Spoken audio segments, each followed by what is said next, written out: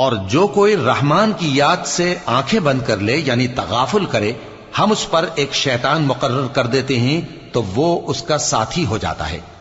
और ये शैतान उनको रास्ते से रोकते रहते हैं और वो समझते हैं कि वो सीधे रास्ते पर हैं। यहां तक कि जब वो हमारे पास आएगा तो उस शैतान से कहेगा कि काश मुझ में और तुझ में मशरिक और मगरिब का फासला होता, तू बुरा साथी है।